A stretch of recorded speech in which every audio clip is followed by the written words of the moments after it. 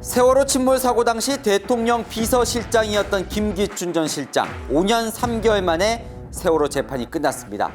5번의 재판 최종 결과는 무죄. 무엇 때문에 검찰과 김 전 실장은 물러날 수 없는 재판을 벌였던 걸까요? 궁금하지 않으십니까? 시원하게 풀어드립니다. 함께 공부할까요?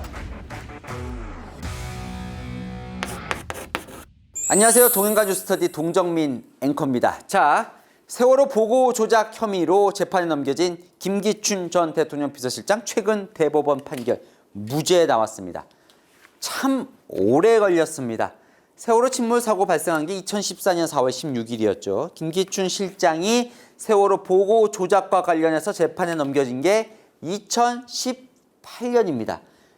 2018년 재판에 넘겨지고 2023년 6월 29일에 최종 무죄. 그러니까 사고로 따지면 9년, 재판으로 따지면 5년 만에 결과가 나왔습니다. 무엇 때문에 이렇게 재판이 오래 걸렸던 걸까요? 자, 일단 2014년으로 가보겠습니다.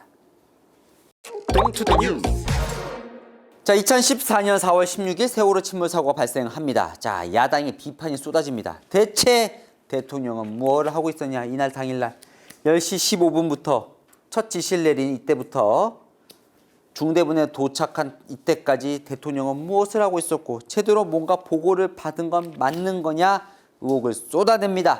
그래서 국회에서요 회의를 소집합니다. 4월에 사고 나고 7월에 국회 운영위원회 소집을 하고요. 그 다음에 세월호 진상규명 국정조사가 열려요. 거기 또 회의가 열리죠. 2014년 10월에 국정감사도 열립니다.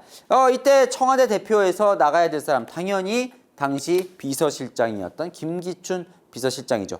김 실장 여기 나가기 위해서 여러 가지 준비를 합니다. 뭘 준비해야 될까요? 대통령에게 보고한 정확한 시각, 보고한 내용, 거기에 따른 대통령의 지시사항, 대통령은 뭘 하고 있었나 행적까지를 다 참모진과 함께 딱 정리를 합니다. 어차피 답변을 해야 되잖아요. 그래서 2014년 7월 운영위에서 이렇게 답변을 합니다. 저도 기억이 납니다. 자, 야당 의원들이 물어봅니다. 아니 하루 종일 관저에 있었던 거야? 그럼 일 안 한 거 아닙니까? 자, 경내에 계시면 어디 계시든지 직무를 하고 계시는 것입니다. 관저에도 직무 볼 수 있는 환경은 되어 있죠. 자, 국가안보실장이 10시에 서면 보고를 대통령에게 올리자마자 10시 15분에 대통령이 전화를 주셔서 해경에 지시를 하도록 했다. 대통령이 아무것도 안 하고 있었던 게 아니다라는 반론이죠. 그리고 이후 저희들이 계속 간단 없이 20-30분 단위로 문서 보고를 드렸다. 간단 없이는 끊임없이 계속 보냈다라는 뜻입니다. 이 회의가 끝나고요. 민주당의 의원이 서면 질의도 합니다.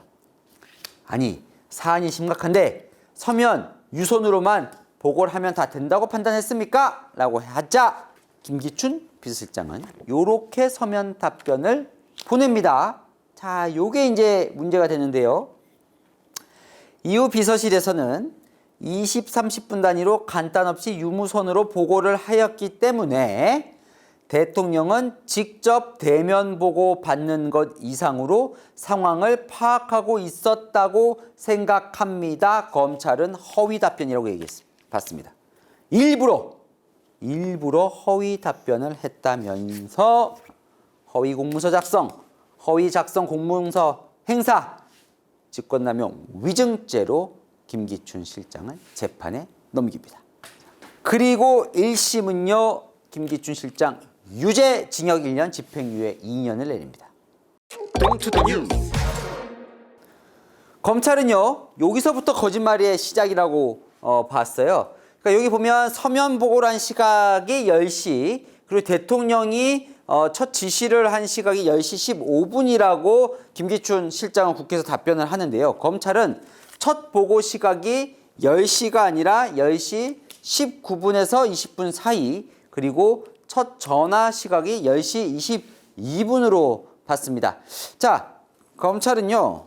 의도적으로 김기춘 실장이 이 시각을 땡겼다고 봤어요.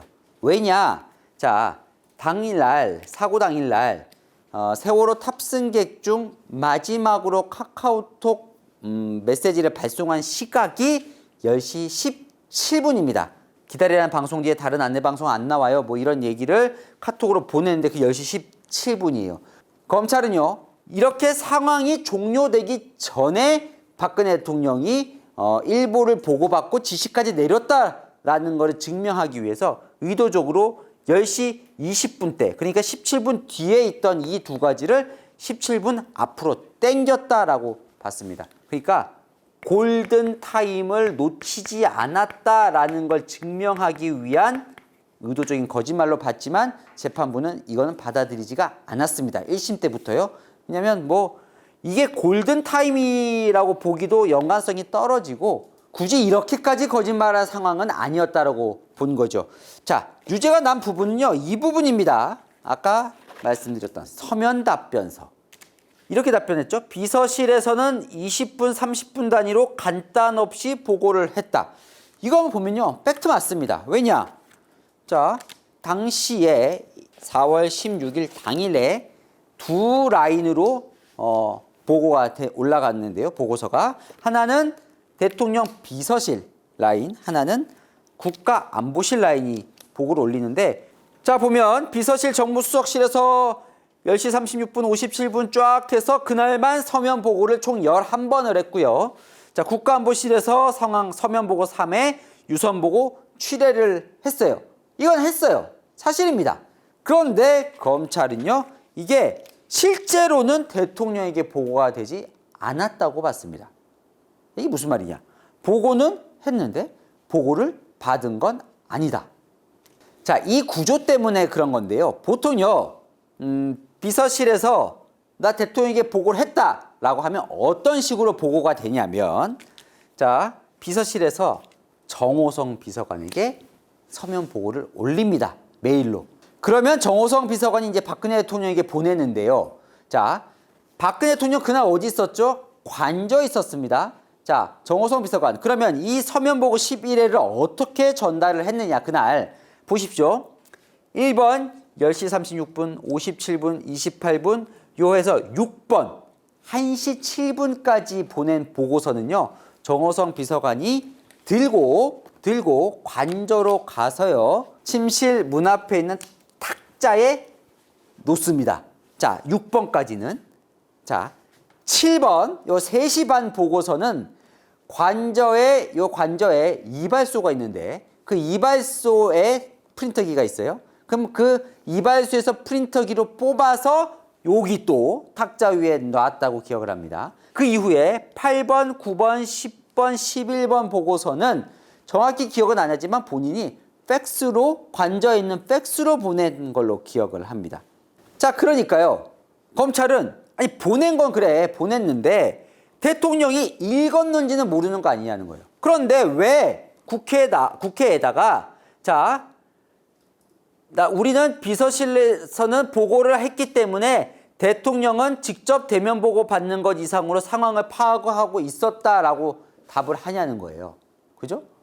보고는 했는데 대통령이 보고를 읽은 건 모르지 않느냐는 거죠. 김기춘 실장은 억울하다고 합니다.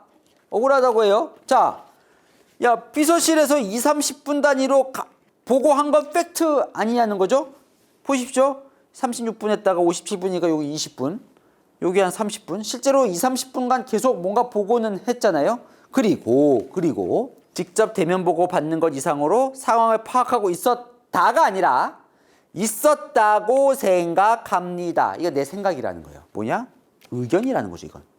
그러니까 거짓말을 한 게 아니라 내 생각은 이랬다는 거예요. 왜 내 생각까지 허위냐 아니냐를 판단하냐는 거죠.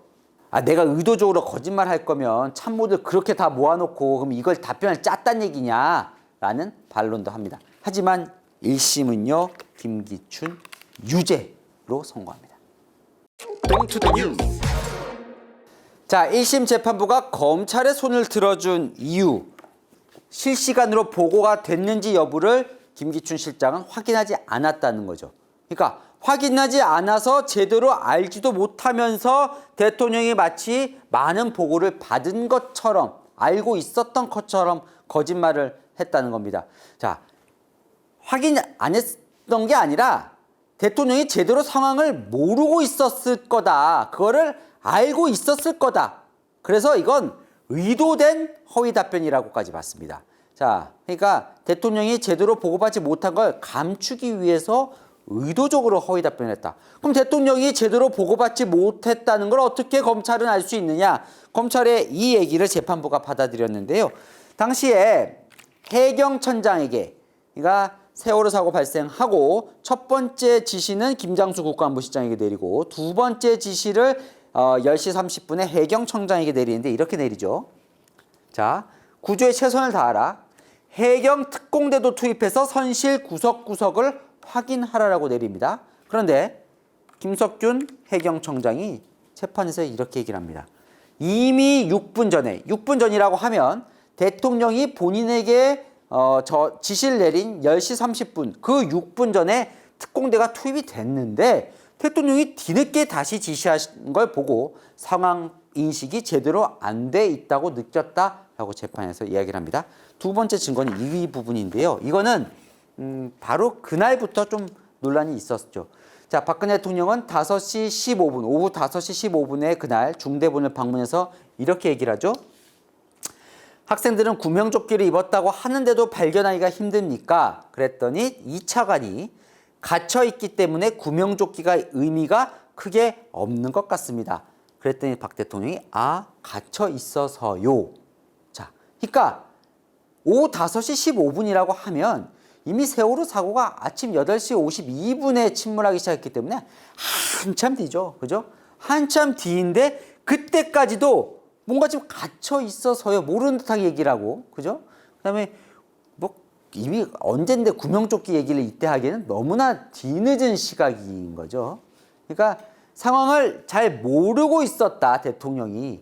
자, 그러다 보니까 1심에서는요. 청와대가 책임 회피를 하기 위해 국민을 기만했고 그래서 죄책이 가볍지 않다면서 김기춘 실장에게 유죄 판결을 내립니다.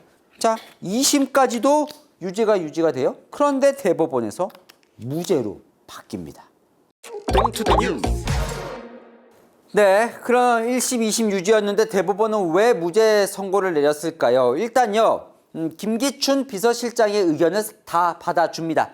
자, 2, 30분 단위로 보고를 한 건 맞잖아요. 그죠? 그래서 이거는 허위는 아니라는 거예요, 일단. 그리고 이 부분이 참작이 되는데 이게 이제 서면 답변한 게 2014년 8월인데 이미 한 달 전에 국회 운영이 나와서 이렇게 답변을 하잖아요. 자, 비슷한 맥락이죠. 그죠? 이때도 이미 저희들이 계속 간단 없이 2, 30분 단위로 문서 보고 드렸다고 답변을 했어요, 본인이. 네. 그리고 뭐 경내에 계시면 어디든지 진무하는 겁니다. 다 답변을 했어요. 그 연장선상에서 서면 답변을 했다는 겁니다. 그러니까 갑자기 내가 이거 의도해서 거짓말 해야겠다 라고 해서 갑자기 이렇게 쓴 거짓말이 아니라 실제로 그 전달부터 내려져 온 그 흐름 속에서 나온 답변이라는 거예요. 그러니까 뭔가 의도가 된 거짓말은 아니라는 거죠. 그리고 직접 대면 보고 받는 것 이상으로 상황을 파악하고 있었다. 이건 뭐 본인 생각한다 의견이라고 받아줍니다. 자, 그래서 대법원이 무죄로 내려보내는데 그게 언제냐면 2022년이거든요. 근데 1년 더 끌어요. 이 검찰이요. 그것도 받아들일 수 없다며 재항고를 해서 결국 6월 29일에 그래도 무죄다라고 해서 최종 판결을 내린 겁니다. 자, 최종 판결은 무죄로 났어요. 하지만 또 반성할 건 반성해야죠. 이런 큰 사고가 발생했는데 참모들이 한 번도 대통령을 만나서 대면 보고하지 않고 서면 보고나 전화 보고로 끝냈다는 게 상식적으로 그리고 납득이 되지가 않죠. 김기춘 실장이 직접 대면 보고 받는 것 이상으로 상황을 파악하고 있었다고 생각한다는 건 의견이라서 무죄 판결이 났지만 실제 그렇지 않았습니다. 박근혜 대통령은 탄핵 재판 과정에서 오후 3시경이 되어서야 세월호 피해 상황이 심각하다는 걸 인지했다고 답변을 하거든요. 이런 분위기, 그러니까 참모들이 직접 만나서 쉽게 이런 것들을 보고할 분위기를 만들지 못한 대통령도 책임이 있다고 봐야 할 거고요. 결론은 무죄였지만 이런 일은 다시는 없어야겠습니다. 복잡한데 궁금한 이슈 댓글로 남겨주시면 제가 대신 풀어드리겠습니다. 동행가 뉴스터디 오늘은 여기까지입니다. 감사합니다.